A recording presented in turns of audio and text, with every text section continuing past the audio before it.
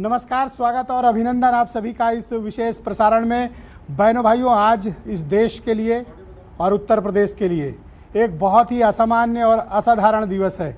आज रिजल्ट घोषित हुए हैं और जो परिणाम आए हैं उस परिणाम ने एग्जिट पोल के बिल्कुल इतर परिणाम घोषित हुए हैं।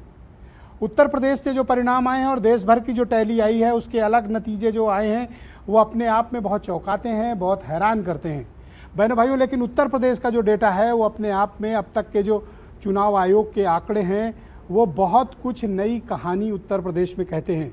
यूपी के सियासी और सामाजिक समीकरण में एक बहुत बड़े बदलाव का संकेत उत्तर प्रदेश की जनता ने दिया है।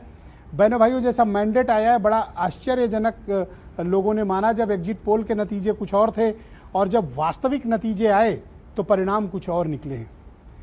इस बार के चुनाव में जो सबसे खास बात देखने को मिली, अभी तक का जो हमारे पास ताज़ा आंकड़ा मौजूद है वो मैं आपको आधिकारिक रूप से बता सकता हूं। इस वक्त भारतीय जनता पार्टी उत्तर प्रदेश में 80 में से 32 सीटों पर आगे है। समाजवादी पार्टी उत्तर प्रदेश में सबसे बड़ी पार्टी बनकर उभरी है और वो 38 सीटों पर या तो जीत रही है या आगे है। कांग्रेस ने बहुत ही ज़बरदस्त कमबैक किया है उत्तर प्रदेश की राजनीति में। 6 सीटें कांग्रेस या तो जीत रही है और या जीत चुकी है या आगे है कांग्रेस, तो 6 सीटों पर कांग्रेस है। राष्ट्रीय लोकदल का परफॉर्मेंस 100% था। दोनों सीटें बागपत बिजनौर उन्होंने जीत ली हैं। इसके अलावा भीम आर्मी के चीफ चंद्रशेखर रावण ने ज़बरदस्त प्रदर्शन करते हुए नगीना की सीट जीत ली।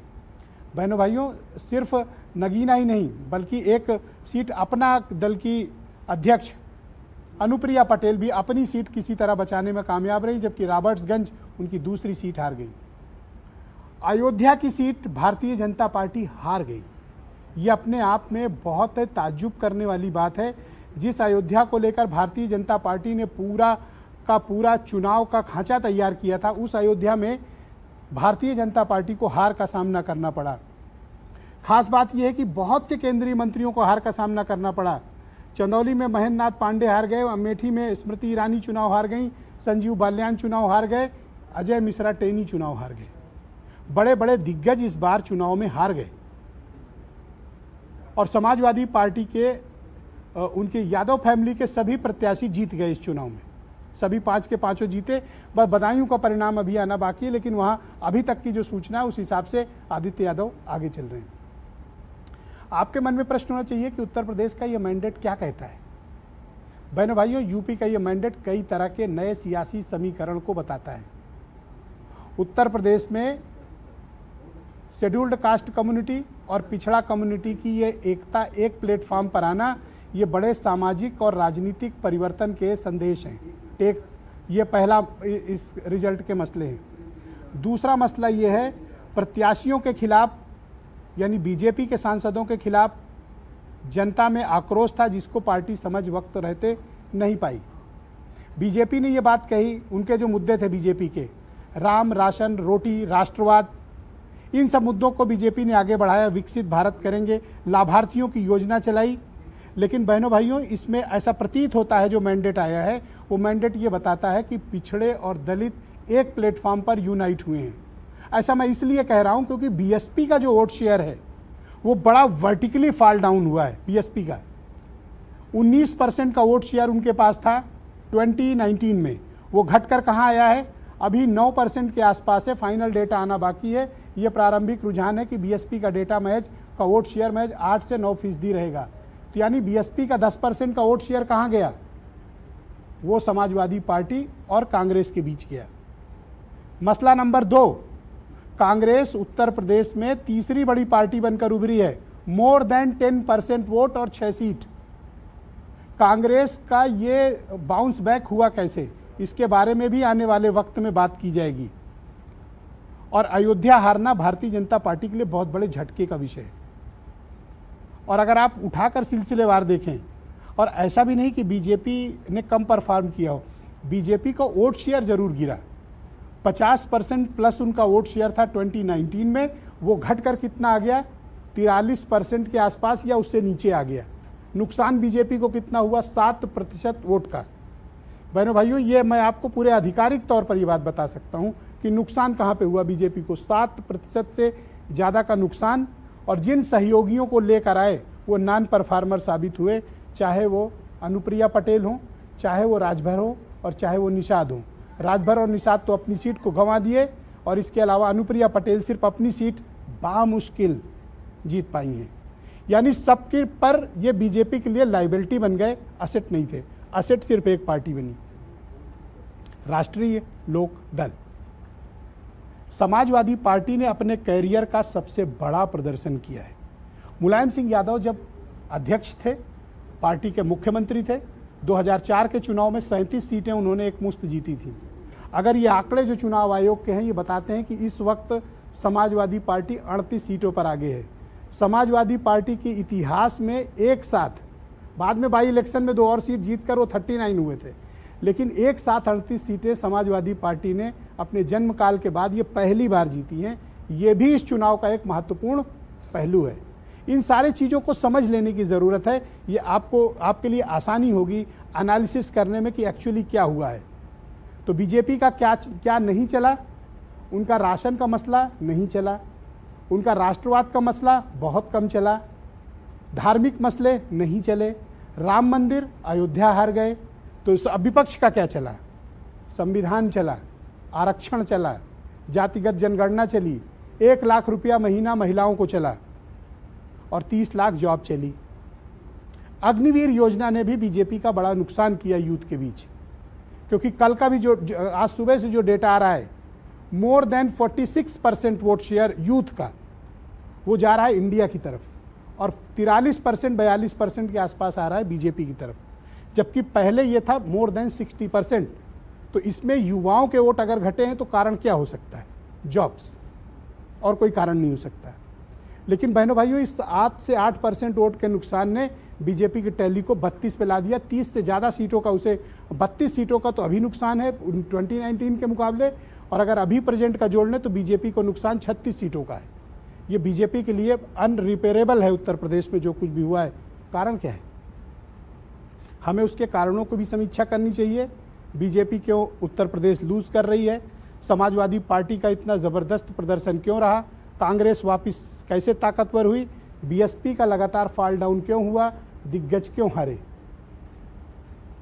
ये सारे मसले आपको नोट करना चाहिए। अगले 3 घंटे उत्तर प्रदेश की इन 80 सीटों के एक एक धागे खोलेंगे, एक एक एनालिसिस करेंगे, किसने किसको वोट किया, किसने किसके साथ घात किया, किसने किसको जिताया और किसने किसको हराया। जिस बीमारी का शिकार पहले बहनों भाइयों विपक्ष था, विपक्ष से मेरा तात्पर्य समाजवादी पार्टी, बीएसपी और कांग्रेस से, उसी बीमारी का शिकार बीजेपी भी हो गई। भीतरघात, धोखा, अपनों ने ही बीजेपी को धोखा भी दिया, चाहे वो विधायक हों, पूर्व विधायक हों, पार्टी के संगठन के लोग हों, या सांसद से नाराजगी और आरएसएस की इस बार की दूरी। ये एक प्राथमिक मैंने चर्चा का विषय छेड़ा है। हमारे साथ बहुत खास मेहमान हैं और आज बड़ी अच्छी चर्चा होगी। अगले 3 घंटे उत्तर प्रदेश की 80 हर सीट के धागे खुलेंगे, बताया जाएगा कौन क्यों जीता और कैसे हारा। आज की डिबेट हम इस मसले की शुरू करते हैं। मेरे साथ मनीष शुक्ला जी मौजूद हैं, उत्तर प्रदेश में भारतीय जनता पार्टी के प्रवक्ता हैं, और हेमंत तिवारी जी यूपी के बहुत ही जाने माने पत्रकार मेरे साथ मौजूद हैं। आईपी सिंह जी समाजवादी पार्टी के प्रवक्ता हैं, और मनीष हिंदवी उत्तर प्रदेश में कांग्रेस कमेटी के प्रवक्ता। बहुत शुक्रिया और धन्यवाद आप सभी का इस कार्यक्रम में मेरे साथ शिरकत करने के लिए। तो हेमंत जी, चर्चा शुरू की जाए आपकी अनुमति से। बिल्कुल, क्या बात। उम्मीद है कि प्रारंभिक उद्बोधन में मैंने उन मुद्दों को उठाए होंगे। आपने लगभग सारे बिंदु छू लिए और नब्ज पकड़ने की जो कोशिश की है उसका जो विस्तार आने वाले 3 घंटों में मिलेगा। मुझे लगता है कि उत्तर प्रदेश में खास तौर से क्या हुआ है और आगे क्या होने वाला है, इसके बारे में पता है। इसकी राहें सबके सामने दिखाई पड़ेंगी पूरे उत्तर प्रदेश। मनीष जी, क्या हुआ ये भारतीय जनता पार्टी के साथ? What went wrong? तीसरी बार फिर मोदी सरकार, देश का तो यही मैंडेट है जी। पूरे देश में हम भारतीय जनता पार्टी अकेले 242 सीट और एनडीए 293 सीट पर है। पूरी इंडिया अकेले भारतीय जनता पार्टी के सीट से नीचे है, यानी देश का मैंडेट एक बार मोदी सरकार के पक्ष में है। अब उत्तर प्रदेश पे आते हैं, तो निश्चित रूप से उत्तर प्रदेश में हम लोगों ने जो अपेक्षा की थी और जिस संकल्प के साथ हम लोगों ने चुनाव में काम किया था, उस तरह का जनमत हमारे पक्ष में नहीं आया है। और हम लोकतंत्र में जनादेश को स्वीकार करने वाली पार्टी के लोग हैं, लोकतंत्र के सभी खंभों का सम्मान करते हैं। हम ये भी नहीं कहने वाले हैं कि जनता ने फैसला गलत कर दिया, ईवीएम पर भी ठीकरा नहीं फोड़ेंगे, और तमाम जो बहाने विपक्ष बनाया करता था हार के बाद, ऐसी किसी बात पे हम नहीं जाना चाहते। अब पॉइंट पे आते हमारा हैं। ये मानना है, जी। नहीं पॉइंट पे ही है, क्योंकि अभी अगर ये 65 सीट का आंकड़ा होता तो बगल में लोग पॉपकॉर्न की तरह कूद रहे होते हैं। 65 मतलब पॉपकॉर्न, अगर ये अभी हमारा अच्छा, आपका 65 65 होता था, तो विपक्ष पॉपकॉर्न की तरह कूद रहा होता। अभी ईवीएम भी बदनाम हो गई होती, तमाम आरोप लगते। फिलहाल मैं उस पर नहीं जाता, डिबेट पे आता हूँ। क्योंकि भारतीय जनता पार्टी का स्पष्ट मानना है कि अगर कहीं कोई कमी हो तो उसको स्वीकार करना चाहिए। जब आप कमी को स्वीकार करते हैं तो ही आगे का रास्ता ठीक करते हैं। कोई कमी रह गई? नहीं, देखिए अभी तो चूंकि तमाम परिणाम पेंडिंग है, काउंटिंग हो रही है। अभी जो टैली है, हम ये भी नहीं कहने वाले कि अभी 1 घंटे बाद बदल जाएगा तो हम बात करेंगे, क्योंकि अभी जो टैली उसी पे डिबेट होनी चाहिए। उसी पे मैं कहूँगा कि अभी टैली के अनुसार हम पीछे हैं, तो हम क्यों पीछे हैं, या हमारी मार्जिन क्यों कम रही, या तमाम जगहों पे हमको हार का सामना क्यों करना पड़ा, इसकी हम भारतीय जनता पार्टी समीक्षा करेगी। और पर ये मानते हैं कि एक गंभीर चूक हुई जिसके कारण आपके 7-8% वोट कम हुए और आपकी सीटें घट गई मोर देन 34-35। स्वाभाविक है, जो टैली दिखा रही है, जो विश्लेषण आ रहे हैं, जो आपने भी बात कही, हमारी सीटें कम हुई हैं, और जो अभी तक टैली है उसके अनुसार हम जहां परिणाम नहीं है वहां भी हम पीछे हैं जी। तो निश्चित रूप से ये समीक्षा का विषय है कि 10 साल आदरणीय मोदी जी के नेतृत्व में गरीब कल्याण की इतनी बड़ी योजनाओं चलाने के बाद, और उत्तर प्रदेश में योगी जी के नेतृत्व में जिस तरीके से कानून का शासन स्थापित किया गया, उत्तर प्रदेश में आज माहौल बना है निवेशकों का आने का, तमाम अच्छे परिवर्तन हुए। तो ये राशन, और अयोध्या में हाँ। मैं जरूर कहना चाहता हूँ, क्या हो गया अयोध्या वहाँ में? देखिए 500 साल के बाद मंदिर बना, और सीधे सीधे अगर अयोध्या तो ऐसी जगह है कि जहाँ जिसको कहते हैं विकास का मॉडल है, एयरपोर्ट, रेलवे स्टेशन, मंदिर, सड़कें, तमाम विकास के काम हुए हैं। करीब 50,000 करोड़ का निवेश हुआ है। तो ये सब समीक्षा का विषय है, और उसमें समीक्षा में हम लोग जरूर देखेंगे कहाँ कमी रह गई, और क्यों जनता ने हमको अयोध्या जैसी सीट हमको नहीं दी। कोई तो कारण रहा होगा। आपको क्या लगा, गुटबाजी हुई या कुछ और हुआ अयोध्या में? नहीं, अभी जनता ने वोट क्यों नहीं दिया? अभी कोई टिप्पणी करना जल्दीबाजी होगी। कैन यू बिलीव कि आप वहाँ तकरीबन, अभी डेटा एक्चुअल तो नहीं आया है, बट मेरा ये लग रहा है मुझे देखकर कि इनिशियल जो अभी रिपोर्ट है, लगभग 60,000 वोट से आप हार रहे हैं। ह्यूज मार्जिन है। जो भी है, एक वोट से भी अगर हमारे होते तो हमारे लिए समीक्षा का विषय था। और ये लल्लू सिंह के बयान ने तो नहीं हरवा दिया ये आरक्षण वाला? देखिए, अभी किसी बात पे टिप्पणी करना इसलिए ठीक नहीं कि अभी तो समीक्षा का समय है, अभी परिणाम आ जाएंगे तो हम लोग जरूर समीक्षा उसकी करेंगे जी। और देखिए, बयान तो एक विषय है, लेकिन अयोध्या में जिस तरीके से विकास हुआ वो तो खुली आंखों से दिखने वाला विकास है। पर वोट तो नहीं पड़ा ना? हाँ, बिल्कुल, ये भी विषय है। इतना विकास के बाद अगर वोट नहीं पड़ा तो ये तो समीक्षा का विषय है। ओके, मैं आईपी सिंह जी को इनवाइट करता हूँ इस कार्यक्रम में। आपका बहुत स्वागत, और बड़ा खिला हुआ चेहरा दिख रहा है आज आपका। आपको बहुत बधाई कि आपकी पार्टी 38 सीट पर या तो जीत गई है या लीड कर रही है, ऑलमोस्ट उसी के आसपास। तो कैसे आप लोग कर पाए, और कौन से आपको लगता था कि क्या कारण था कि ऐसा मैंडेट समाजवादी पार्टी को मिला? देखिए, उत्तर प्रदेश में ऐतिहासिक फैसला जनता का आया है, हम उसे सिर माथे पर लेते हैं। और इंडिया गठबंधन जो देश में जिस तरह से इमर्ज होके आई, और प्रधानमंत्री का इकलौता चेहरा था, उसके आधार पर बीजेपी चुनाव लड़ी है, और बीजेपी बुरी तरह चुनाव हारी है। जिस अयोध्या की बात बीजेपी करती थी, जिसके आधार पर उसको 302 सीटें मिली थीं, वो भारतीय जनता पार्टी अयोध्या से चुनाव हार गई। मर्यादा पुरुषोत्तम भगवान राम और अयोध्या का व्यापारीकरण कर दिया। जैसे व्यापार करते हैं वैसे धर्म को इन्होंने यूज करने का काम किया। लगातार जनता से झूठ बोलते रहे, लगातार जनता में उनके नेता, उनके मंत्री ये कहते रहे कि हम संविधान बदल देंगे। जिस संविधान को बाबा साहब भीमराव अंबेडकर ने बनाया, उसको बदलने की बातें चल रही थी। उत्तर प्रदेश की जनता को ये लगा कि नहीं, संविधान बचाना है, तो मान्यवर काशीराम जी और श्रद्धेय नेताजी, ये दो इतने बड़े चेहरे थे। आज समाजवादी पार्टी श्रद्धेय नेताजी को विनम्र श्रद्धांजलि अर्पित कर रही है।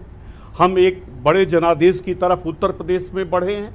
हम तो कहते हैं कि नैतिकता के आधार पर प्रधानमंत्री को इस्तीफा देना चाहिए, उत्तर प्रदेश के मुख्यमंत्री को फौरन इस्तीफा देना चाहिए, क्योंकि क्या मतलब ये क्यों दे दें? इसलिए कि आप कोई लोकसभा अरे हारता है तो भाई, चीफ मिनिस्टर आप देता अगर आप चुनाव जीतते हैं तो उसका श्रेय आप लेते हैं, प्रदेश अध्यक्ष उसका श्रेय लेते हैं, संगठन मंत्री श्रेय लेता है। तो जब चुनाव आप उत्तर प्रदेश में बुरी तरह हार गए, आप एक तरफ से 72, 73 सीटें, 75, आप 80 सीटों की बात कर रहे थे। श्री केशव प्रसाद मौर्य, श्री ब्रजेश पाठक, आपको वोट किन मुद्दों पे मिले? संविधान, आरक्षण, जातिगत जनगणना, अग्निवीर, महंगाई, जॉब्स, या फिर ये पूरा कास्ट का पोलराइजेशन हो गया, जातियों का ध्रुवीकरण हो गया? देखिए, सामाजिक जो समीकरण था वो पूरी तरह हमारे पक्ष में था और हम 50+ सीटें जीत रहे थे। हमारे अनेकों ट्वीट्स उठा के देखिए, हमारे राष्ट्रीय अध्यक्ष जी का ट्वीट देखिए, उनके बयान देखिए, हमारी पार्टी का बयान देखिए, आदरणीय शिवपाल जी के बयान देखिए। आपका वोट शेयर ही पता है 33.52 है बहनों भाइयों, 33.52 वोट शेयर है अभी समाजवादी पार्टी का, और कांग्रेस का वोट शेयर करीब 9.5 से 10%। देखिए, प्राथमिक अनुमान है ये। जी जी जी, ये अभी और आगे बढ़ने वाला है। 7-8 सीटों पर बीजेपी पूरी तरह बेईमानी में लगी हुई है। महाराजगंज में उन्होंने बेईमानी करी है, हमीरपुर में वो बेईमानी करना चाहते हैं, उसके बाद सलेमपुर में वही कहानी चल रही है, बांस गांव में।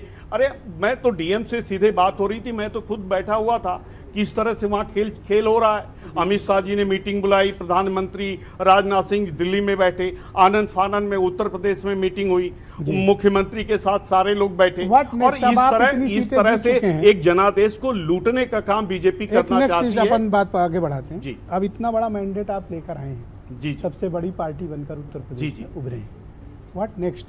देखिए, हम केंद्र में सरकार बनाने जा रहे हैं और ये संभावना, पूरी संभावना है कि देश के अगले प्रधानमंत्री क्या करने जा रहे हैं? हम केंद्र में हम सरकार बनाने जा रहे हैं। ब्रजेश जी, पूछा है? अरे पूछिए, क्या श्री नीतीश कुमार जी देश के अगले प्रधानमंत्री होने वाले हैं। कौन? श्री नीतीश कुमार जी देश के अगले प्रधानमंत्री होने वाले हैं। टीडीपी के नेता श्री चंद्रबाबू नायडू को धक्के मारकर प्रधानमंत्री ने उन्हें बाहर करने का काम किया, उन्हें सलाखों के पीछे भेजा। कोई ऐसा दल नहीं बचा जिसके नेता को इन्होंने सलाखों के पीछे न बेचा हो, भ्रष्टाचार में उन्हें फर्जी फंसाया ना हो। दो मुख्यमंत्री हमारे जेल में हैं। एक सवाल है जी, कि क्या सरकार फॉर्म करने की स्थिति में आप लोग हैं? बिल्कुल 100% है। भारतीय जनता पार्टी को एक भी सिंगल कोई सांसद देश में समर्थन नहीं देगा। और इतनी छोड़िए, लोक जनशक्ति पार्टी के जो नेता हैं, उनके पिताजी स्वर्गीय रामविलास पासवान जी की फोटो जमीन पर पड़ी थी, उनके घर के सामान को निकालकर मोदी जी ने फिकवा दिया, अमित शाह जी ने, वो भीगती रही, उनका बेटा रोता रहा। आज वो हमारे साथ हैं। कहाँ आपके साथ हैं? आप देखिए, मैं कह रहा हूं ना, जिस तरह से इंडिया गठबंधन इमर्ज होके आया है, 100% जनादेश हमारे। नेक्स्ट राउंड में बाकी चीज सवाल उठा बनाने जा रहे हैं। मनीष सिंधवी जी मेरे साथ मौजूद हैं, उत्तर प्रदेश में कांग्रेस कमेटी के प्रवक्ता हैं।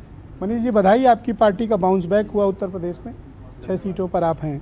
आप मुझे बताइए कि कांग्रेस ने ये जो प्रयोग किया, आपको लगता है कि जितना आपने एक्सपेक्ट किया था 17 सीटों में, वो परिणाम उसके मुताबिक आए? मुझे लगता है कि जिस दिन एग्जिट पोल आ रहा था और हम लोग बैठे थे स्टूडियो में, उस दिन भी मैंने कहा था कि जो वोट पड़ना है वो पड़ गया, जो रिजल्ट आना होगा वो 4 को आ जाएगा, और जो आएगा उसको स्वीकार किया जाएगा। हम सब लोग प्रयास कर रहे थे, एक अच्छा प्रयास कर रहे थे। राहुल जी ने इस प्रयास को 2-3 साल पहले ही शुरू कर दिया था, जब उन्होंने भारत जोड़ो यात्रा शुरू की थी। उस यात्रा के जरिए वो आम आदमी से मिल रहे थे, उनकी समस्याओं को समझ रहे थे। उसका कंटिन्यूएशन हुआ भारत जोड़ो न्याय यात्रा में। और आप देखिएगा, जो न्याय पत्र हमने बनाया इस बार का, जो न्याय पत्र हमारा था, जिस तरीके से वो जनता के बीच में गया, हर आदमी ने पढ़ा। मतलब मुझसे सैकड़ों लोगों ने मांगा कि मुझे न्याय पत्र की जीत है, ये न्याय पत्र की नहीं, आरक्षण की। उस न्यायपत्र में हर चीज़ है, उस न्यायपत्र में हर चीज़ है। हम लोग जनता के बीच में गए, उनकी समस्याओं को समझा। आप एक छोटी सी बात अगर आप देखिएगा, इतना बड़ा चुनाव हो रहा था और मुझे लगता है 1952 के बाद पहली बार ऐसा हुआ कि इतना लंबा चुनाव खिंचा। चुनाव आयोग ने मोदी जी को पूरा मौका दिया कि वो लगभग हर जगह पहुंचकर अपना प्रचार कर दें, और इसलिए इतना लंबा चुनाव इस आपको भी गर्मी इतना ही वक्त मिला? समय तो 24 घंटा सबके लिए नहीं बराबर नहीं, है। लेकिन ये ठीक नहीं था। चुनाव 30-40 दिन में जो होता रहा था वही ठीक था। ओके, क्रेडिट किसको देंगे इस जीत का? मैं अपनी बात पूरी कर लूं। आप प्रधानमंत्री जी का 2 महीने का भाषण उठाकर देख लीजिए, कोई एक अगर बुनियादी मसले पर उन्होंने बात की हो। जब इस देश का नौजवान बेरोजगार है तो कह रहे हैं कि संडे की छुट्टी किसने शुरू की, क्यों संडे की छुट्टी होनी चाहिए, क्यों नहीं होनी चाहिए। फिर वो बता रहे थे कि कौन मुजरा करे कौन नहीं करे। फिर वो बता रहे थे कि आपकी भैंस चोरी हो जाएगी। जिस देश में तमाम बुनियादी मसले आपके दरवाजे पर खड़े हैं, जिस देश में करोड़ों बच्चा बेरोजगार घूम रहा हो, जिस देश में 67 लाख बच्चा भूखा सोता हो, उस देश का प्रधानमंत्री इतने अहम चुनाव में एक अच्छा, बुनियादी राहुल मसलों पर बात ना गांधी करता ने हो। आज प्रेस कॉन्फ्रेंस की, उसमें यूपी के लोगों के पॉलिटिकल विजडम की उन्होंने बात की। कौन से पॉलिटिकल विजडम की आप बात कर रहे हैं? देखिए, हमेशा आपको मैंडेट दे दिया तो इसलिए उनमें पॉलिटिकली विजडम है? नहीं, ये बदलाव की लड़ाई थी। मैं आपसे लगातार स्टूडियो में इस बात को कहता रहा कि ये बदलाव की लड़ाई थी, ये संविधान को बचाने की लड़ाई थी। तो उनके भरोसे थी ना? नहीं, के दम पर तो। भरोसा जनता का था और हम सब लोग साथ मिलकर लड़ रहे थे। क्यों आईपी सिंह जी? भरोसा जनता का था। सर, बोलने नहीं इनको सर। भरोसा सर, इनको बोलने भरोसा नहीं। करना चाहिए। देखिए, भरोसा हाँ। जनता का था और हम सब लोग साथ मिलकर चुनाव लड़ रहे थे गठबंधन में। और ये अच्छी बात थी कि हम सब एक विचारधारा के साथ जनता के बीच में गए। ये आपसे बढ़े कि आप इनसे बढ़ गए? नहीं, देखिए, हम सब एक साथ बढ़े। और मैंने कहा नहीं कि अंतिम जो निर्णय है वो जनता का होता है। जनता पसंद करती है कि हाँ, आप जो मुद्दे लेकर हमारे बीच में आ रहे हैं वो ठीक है। नहीं, आप जनता के बीच में ही तो जाएंगे कोई भी मसले लेकर। नेक्स्ट क्वेश्चन, आईपी सिंह ने कहा गवर्नमेंट फॉर्म करेंगे, कांग्रेस सहमत है? बिल्कुल प्रयास करेंगे, बिल्कुल प्रयास करेंगे। हमारे पास लगभग 233-34 सीटें हैं और अन्य लोगों से बात चल रही पर है। मैंडेट तो उधर है अलायंस में, एनडीए के। टीडीपी उनके भाई- साथ ऑफिशियली है, चुनाव के पहले से है। चुनाव के पहले से है ना, लेकिन पोस्टपोल अलायंस जेडीयू भी है। पोस्टपोल अलायंस बनते हैं ना इसी कोचिंग देश में। करोगे? नहीं, क्यों, बात करेंगे। क्या पोस्टपोल अलायंस पहली बार गुस्सा होना? क्यों हो रहे हो? मैं नहीं तो नहीं, पूछ रहा हूं। मैं सर, एक सेकंड। मैं एक नॉर्मल आप बात, बैकअप ना दें। मैं नॉर्मल बात कह रहा हूँ। हाँ। क्या पोस्टपोल अलायंसेस नहीं बने हैं इस देश में? बने हैं। बने। तो अगर हम बात करेंगे, आपसी सहमति के साथ एक सरकार बनाने की कोशिश करेंगे। देखिए, एक बात से हर आदमी सहमत है कि जिस तरीके से 400 पार का नारा देकर ये इस देश के संविधान को बदल देना चाहते थे, ये इस देश में सामाजिक चुनाव न्याय हो को गया खत्म सर। कर देना चाहते। नहीं तो चुनाव हो गया, रिजल्ट सामने है। ऑलराइट, मैं हेमंत तिवारी जी को आमंत्रित करता हूं। बहनों भाइयों, हेमंत तिवारी उत्तर प्रदेश के बहुत ही जाने माने पत्रकार हैं, राजनीतिक टीकाकार भी हैं और उत्तर प्रदेश की राजनीति पिछले 35 वर्षों से वो लगातार देख रहे हैं। अब तक 10 से ज़्यादा पार्लियामेंट्री और असेंबली इलेक्शंस कवर कर चुके हैं और इस मैंडेट के बाद मेरी उनकी 2-3 बार आज बात हुई और वो खुद भी इसको स्टडी कर रहे हैं कि यह मैंडेट के पीछे का वास्तविक कारण क्या है। हेमंत जी, आपका स्वागत और धन्यवाद। पहले तो ये बताइए कि ये मैंडेट कैसा आया है, इस मैंडेट के क्या संदेश हैं बीजेपी के लिए, समाजवादी पार्टी के लिए, कांग्रेस के लिए? देखिए, मैंडेट तो जो आया सबने देखा। मुझे लगता है कि भारतीय जनता पार्टी की अपेक्षाओं के नितांत विपरीत है और एक जो मुहिम लेके चल रहे थे बदलाव की, अखिलेश यादव और राहुल गांधी जी, उनकी उम्मीदों पर खरा उतरा हुआ मैंडेट है।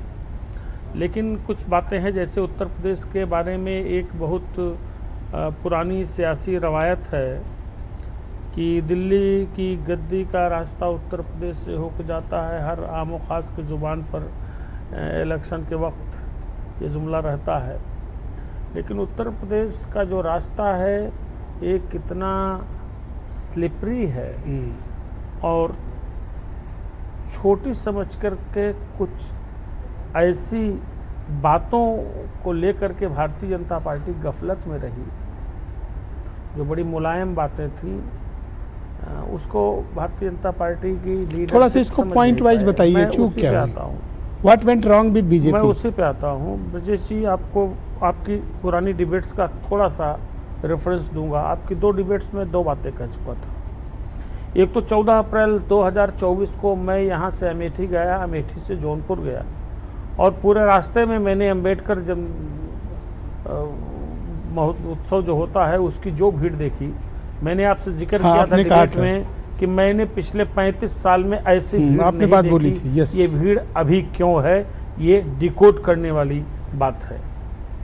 एक पहले से चल रहा था, वामसेप की एक बहुत बड़ी टीम आई थी आज से 6 महीना पहले, जिसने पूरे उत्तर प्रदेश में, वामसेप अभी जिंदा है, काम कर रहा है, जो लोग भूल गए हों, पूरे उत्तर प्रदेश में घूमे थे, समझे थे। अखिलेश यादव जब पीडीए का नारा देते हैं या जाति जनगणना की बात करते हैं तो मुझे लगता है भारतीय जनता पार्टी ही नहीं, बहुत से जो राजनीति के विश्लेषक हैं वो भी उसको बहुत लाइटली लेते हैं, क्योंकि डी तो डिलीटेड है, डी कहाँ है, पी है, ए है, डी कहाँ है। यह मुझे लगता है कि भारतीय जनता पार्टी की लीडरशिप इसको डिकोड नहीं कर पाई। जी। और एक डिबेट मैंने आपसे और कहा था कि देखिए ये संविधान बदलने वाली बात गांव-गांव, छोटे-छोटे पुरवा, टोला, मोहल्ला तक गई है। ये गले पड़ गई बीजेपी के। बिल्कुल। और बीजेपी ने बहुत ज़्यादा या तो दिलचस्पी नहीं दिखाई इस चीज़ को लोअर लेवल पर, लोएस्ट यूनिट्स पर डिफ्यूज करने में, या फिर गर्वोक्त का नौतपा चल रहा था शायद। क्यों ये बात तो बोल रहे थे प्राइम मिनिस्टर हर रैली में, और चीफ मिनिस्टर भी, प्राइम मिनिस्टर कि मुसलमानों को दे देंगे, मुसलमानों को, ये नहीं चला है, भाजपा वो की- डिफ्यूज नहीं हो पाया मुद्दा। भाजपा की इस चुनाव में इतनी बुरी पराजय का एक और कारण बता दूं कि आपका सबसे बड़ा पैराफर्नेलिया है संगठनात्मक दृष्टि से। आप अपनी बात लोएस्ट लेवल तक कम्युनिकेट नहीं कर पाए, क्योंकि आपके वर्कर्स में जो वर्कर्स आपकी थाती हैं, जिनमें आपको गर्व होता रहा है, उनमें इस बार स्पार्क नहीं था, शिथिलता थी।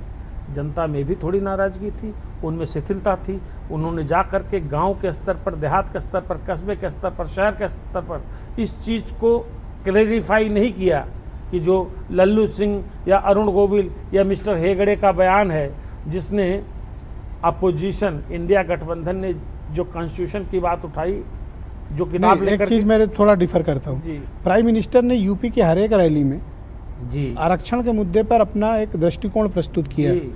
क्या प्राइम मिनिस्टर की बात बीजेपी के संगठन के लोग नीचे तक नहीं पहुंचा पाए? मेरा तो मानना यही है, मुझे ऐसा लग रहा था, मैंने ऐसा महसूस किया।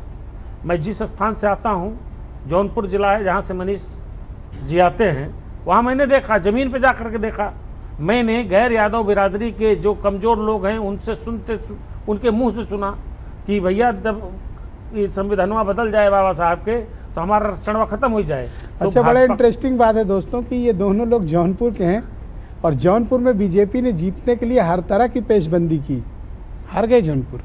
हार गए। हारा क्यों? था।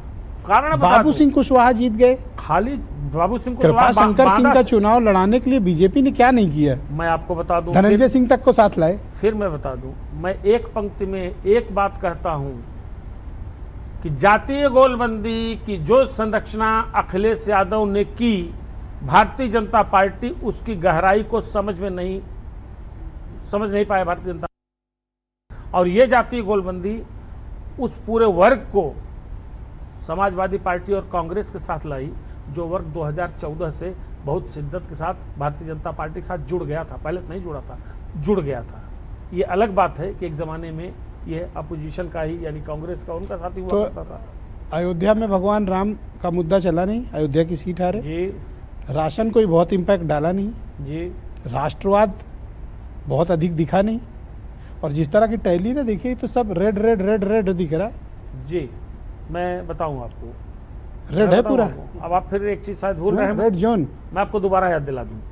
मैंने आपकी एक डिबेट में भी कहा था, ये भी कहा था कि अयोध्या की सीट का परिणाम देखने वाला होगा, और अयोध्या ही नहीं, अयोध्या के तो अयोध्या को पहली बार मेरे ख्याल से कोई दलित सांसद मिला होगा, मैं यही तो बता रहा हूँ। इतिहास में पहली बार। सामान्य सीट पर अखिलेश यादव की पेशबंदी देखिए, सामान्य उन्होंने दो और सामान्य मेरठ सीट सीटों रही पर, गई बस 10,000 दो वोट से। सामान्य सीटों 9,000 पर, से। दो सामान्य सीटों पर उन्होंने अनुसूचित जाति के कैंडिडेट उतारे, मेरठ और अयोध्या।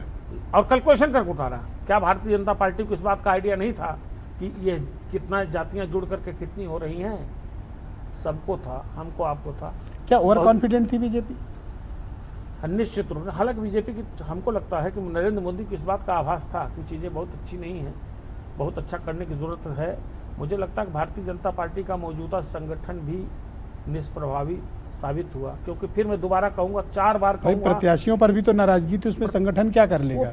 प्रत्याशियों को अगर महेंद्र पांडे अपने इलाके में नहीं जाते हैं तो उसमें संगठन क्या कर ले? अरे महेंद्र पांडे ही क्यों, एक उदाहरण दे रहे हैं। विनोद सोनकर, हाँ, संगम लाल गुप्ता, हरीश द्विवेदी, बीपी सरोज, हरीश त्रिवेदी तो भी जाते थे और वहाँ भी काफ़ी मरम्मत की, काफ़ी मेंटेनेंस की कोशिश की अमित शाह ने स्वयं। बात बनी नहीं। और लेकिन सबसे बड़ी बात आप देखिए कि जिन सीटों पर भारतीय जनता पार्टी को कमजोर समझा जा रहा था, वहाँ यहाँ के संगठन और यहाँ के मुख्यमंत्री से ऊपर अमित शाह ने सीधे वहाँ की चीज़ों का ऑपरेशन किया, लेकिन उसके बावजूद भारतीय जनता पार्टी का अब एक पार्टी है जो चर्चा से थोड़ा सा लिफ्ट हो गई है। एक और महत्वपूर्ण बात बता दूं हाँ। आपको, जहाज उतर जाएगा। अगर इन परिणामों को आप ऐसे देखें तो अखिलेश यादव तो 2027 के लिए लड़ रहे थे, 2027 की जमीन तैयार कर रहे थे, और अभी आज की तिथि में करीब 240 से अधिक असेंबली सेगमेंट में समाजवादी पार्टी जीती है। और अगर कांग्रेस को जोड़ अच्छा, दिया ये जाए, ऑफिशियल डेटा है, आप जो ये बता रहे हैं। संख्या लगभग मेरा अपना कैलकुलेटेड नहीं, निश्चित होगा। और इनिशियल है, और ये अगर कांग्रेस को जोड़ अब दिया एक तो पार्टी है जो 200 तक चर्चा जाएगी। से रह गई है, फिर इस सेकंड राउंड शुरू करेंगे। अब एक और फाइनल बात हाँ। इस चरण की, मुझे लगता है कि भारतीय जनता पार्टी को उत्तर प्रदेश जैसे राज्य में, जहां से वाकई रास्ता जाता है दिल्ली वाला, जहां से दिल्ली का रास्ता कमजोर हुआ है, और भाई आईपी सिंह सरकार बनाने की बात कर रहे हैं, मनीष जी सरकार बनाने की बात कर रहे हैं, इंडिया गठबंधन की सरकार बनाने की बात चल रही है, वो रास्ता कमजोर हुआ उत्तर प्रदेश का। और उत्तर प्रदेश में अगर 2027 और आगे का भविष्य भाजपा को देखना है तो उसको ओबीसी पॉलिटिक्स पर वन मोर focused इम्पॉर्टेंट होकर इशू, जाना पड़ेगा। इस पे चर्चा आगे भी करेंगे। Bahujan Samaj party, vertical decline इस पार्टी का जारी है 2012 से। अब हम लोग 24 में आ गए हैं, सिंगल डिजिट पे आ गई ये पार्टी वोट शेयर के मामले में। मैक्सिमम उनका 30% वोट शेयर था जब 2007 में सरकार बनाई थी, और आज 17 साल के बाद जब हम लोग बैठे हैं चर्चा करने, Bahujan Samaj party around 9.5% vote share पे है। मैसिव उसका डिक्लाइन हुआ है। कारण ये बहुत खतरनाक संकेत है। कारण है कि आप कह रहे हैं पिछड़ा दलित राजनीति, तो मायावती को क्यों दूर हट रहा है? मायावती को उनको कोर वोटर्स ने कमजोर समझा। मायावती के बारे में अरे भैया, कोर वोटर ने भी दिया, एससी जाटो बिरादरी ने भी वोट नहीं दिया ना, मैं आपको आधा उनका वोट बटा 3 मैं हिस्से में। बता रहा हूं, जब एक कॉन्स्टिट्यूशन बाबा साहब का संविधान बदलने वाली जब बात आई, ये बात पूरी हवा में फैल गई, पूरी चुनावी फिजा में, तो मायावती का कोई रिएक्शन आया? मायावती का शिथिल होना ये दलितों को अच्छा नहीं लगा। और ध्यान रखिएगा, हम अगर अपनी खेत में खुद आग लगा दें तो क्यों? अपने भतीजे पर एक्शन तो लिया उन्होंने, और क्या करते हैं? एक्शन लिया या भतीजे को प्रॉपर्ली भविष्य को आंकते हुए, भांपते हुए, भतीजे को बाद में प्रॉपर्ली लॉन्च करने की प्लानिंग के तहत उनको बैठाया। ये भी क्या उससे गलत मैसेज चला गया? बिल्कुल गया, क्योंकि जिस अंदाज में लड़ाई से उनका बाहर भतीजा का बोल रहा मैसेज था, चला गया। जिस अंदाज में उनका भतीजा बोल रहा था, वो दलितों का जो यूथ वर्ग है उसको वो पसंद मेरा आ रहा मानना है था। अगर ट्रायंगुलर फाइट होती तो बीजेपी के लिए थोड़ा राह आसान होती। बहुत आसान होती। और ये वर्टिकल आमने सामने का हो गया। यहाँ भी भारतीय जनता पार्टी की टॉप लीडरशिप अच्छी स्टडी नहीं कर पाई। उनको लगा कि ट्रायंगुलर फाइट होगी, उनको लगा, छोटी सी बात बता दे रहा हूँ, उनको लगा कि हो सकता है जैसे आजमगढ़ के बाई इलेक्शन में गुड्डू जमाली वाला एपिसोड हो गया था और अखिलेश यादव की छोड़ी हुई सीट धर्मेंद्र यादव हार गए थे। भारतीय जनता पार्टी ये भी समझती रही, इसलिए तो अपोजिशन ने अपनी जो दिक्कतें थी उनको धीरे धीरे ठीक किया, और ये लोग ओवर कॉन्फिडेंट थे। मैं बहुत ईमानदारी से कहता हूं, जितना मैंने देखा है 5 साल में अपोजिशन की जो भूमिका सड़क पे होनी चाहिए थी वो अपेक्षित नहीं थी, उससे बेहतर होनी चाहिए। उसके बावजूद जनता ने लेकिन उसके बावजूद यही तो कह रहे हैं कि उत्तर प्रदेश में जाति एक बहुत बड़ी सच्चाई है। अगर आप इलेक्शन की बात करते हो तो जिसने जाति जोड़ करके तो 4-8 बार तो उत्तर प्रदेश में मुख्यमंत्री की कुर्सी छत्रपतियों के पास गई है साहब। तो जात अखिलेश यादव ने जोड़ा, बहुत आपकी तरीके से बात जोड़ा। को मैं कंक्लूड ऐसे करता हूं कि अब ओबीसी और शेड्यूल्ड कास्ट डोमिनेटेड सामाजिक और राजनीति का वक्त आ गया है। बिल्कुल आ गया, राइट? बिल्कुल आ गया। तो वही कमंडल के दौर में हम लौटे हैं। अखिलेश यादव ने इसको एक बार दोबारा साबित कर पीडीए तो स्टैब्लिश हो गया अब तो, ये मैंडेट ने तो स्टैब्लिश किया। जी और पीडीए से डिलीट समझती रही भारतीय जनता पार्टी, वो पीए समझती रही, डी नहीं समझती रही, क्योंकि डी जुड़ गया। डी जो है। ऑल राइट हेमंत जी, हम बहनों भाइयों इस चर्चा को दोबारा शुरू करेंगे एक अपडेट आपको क्विकली दे देते हैं। अभी जो हमारे पास डेटा मौजूद है वो बताता है कि भारतीय जनता पार्टी और उसके सहयोगी 35 सीट्स पर या तो जीत गए हैं या आगे चल रहे हैं। 35 सीट्स, जिसमें बीजेपी को अकेले 32 सीट, 2 पर आरएलडी और 1 पर अपना दल। अपना दल वो भी मिर्ज़ापुर में अनुप्रिया पटेल कम मार्जिन के साथ, लेकिन फिलहाल आगे हैं। तो 35 सीटें उनके पास हैं। 38 सीट समाजवादी पार्टी के पास है, जिसमें से 14 वो जीत चुके हैं और 24 पर आगे चल रहे हैं। कांग्रेस पार्टी 4 सीटें जीत चुकी है और 2 पर वो आगे चल रही है। भारतीय जनता पार्टी 15 जीत चुकी है और 17 पर वो आगे चल रही है, 32 जो उनका वोट शेयर है। इसके अलावा आज़ाद समाज पार्टी 1 सीट जीत चुकी है। अपना दल की 1 सीट जो है वो अभी डिसाइड नहीं हुई है, अभी उनको लीडिंग दिखाया जा रहा है। तो ये टोटल जो वोट शेयर आ रहा है समाजवादी पार्टी और कांग्रेस और उनके लाइक माइंडेड जो भी पार्टीज, उनके साथ टीएमसी भी लड़ी थी भदोही में, अगर इन सब का वोट शेयर ये 44% से ऊपर जा रहा है। नोट करिएगा, बहुत ही इम्पॉर्टेंट बात है। उत्तर प्रदेश में लार्जेस्ट अपोजिशन जिसने बीजेपी के खिलाफ चुनाव लड़ा, उसका वोट शेयर है 44% अभी तक। फाइनल रिजल्ट में पॉइंट का कुछ आगे पीछे होगा, इससे अधिक होने वाला नहीं, पर मैं आप एक औसतन मान लीजिए कि 44% अपोजिशन को वोट मिला है और बीजेपी को वोट मिला है 42.5%, 42.5 से 43% के बीच का अंतर। कितना है? 1% वोट का। इस 1% वोट ने बीजेपी को इस हाल में पहुंचाया। लेकिन ये सिर्फ 1% की बात नहीं है, ये बीजेपी गिरी कहाँ से, डाउन कहाँ से? 50 से आई है 42.5 पे। और ये कहाँ से बढ़े हैं? समाजवादी पार्टी का लास्ट जो 2022 में वोट शेयर था वो 32% था और इसके पहले 2019 में इनका वोट शेयर था 18%। तो अगर 18 को बेंचमार्क मारें तो समाजवादी पार्टी आई 33.51 पे अकेले और कांग्रेस को वो 2% से खींच के लाई, या खुद आई कांग्रेस 10.65% पे। क्या मैसिव मैंडेट है, आप इसको देखें और इसको चार्ट के माध्यम से भी आपको समझना पड़ेगा कि एक्चुअली मैंडेट क्या कहता है। बीजेपी का मैंडेट 8% गिरा है जनादेश। और अब आइए मायावती पर। मायावती का वोट शेयर लास्ट टाइम 2019 में रिकॉर्ड हुआ था 19%। 5 साल के बाद चुनाव हुए हैं, मायावती 9% में। कितना? 9%। वोट कितना ख़त्म हुआ उनका? 10%। ये वोट बटा और ये वोट बिखरा। ये भी उत्तर प्रदेश के इतिहास में 40 साल में 35 साल में पहली बार है कि मायावती की अपनी खुद की कम्युनिटी एससी जाटो कम्युनिटी का वोट 3 हिस्से में बटा। एक पोर्शन मायावती को मिला, बड़ा शेयर, एक हिस्सा भारतीय जनता पार्टी को मिला और एक हिस्सा इंडिया अलायंस में मिला, समाजवादी पार्टी को और कांग्रेस पार्टी को। ये बंटवारा हुआ। ओबीसी वोटों में बंटवारा हुआ कुर्मी बिरादरी का, राजभर बिरादरी के वोट बटे, निषादों के वोट बटे। और जैसा जिक्र अभी हेमंत जी कर रहे थे, जौनपुर में और आंवला की सीट कुशवाहा बिरादरी ने जीती है, मौर्य कम्युनिटी ने, यानी वो वोट भी बटे।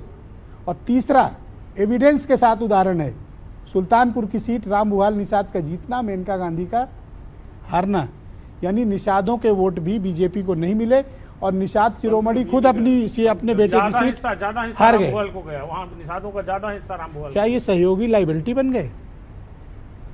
नहीं, देखिए, ये गठबंधन जब होता है तो उसका लाभ और हानि होता है और भारतीय जनता पार्टी गठबंधन दल के जो नेता हैं, जो गठबंधन दल है, उनका सम्मान रखती है। चुनाव का परिणाम कभी पॉजिटिव होता है, कभी निगेटिव होता है, लेकिन आने वाले समय में वही परिणाम रहेगा, ऐसा नहीं होता है।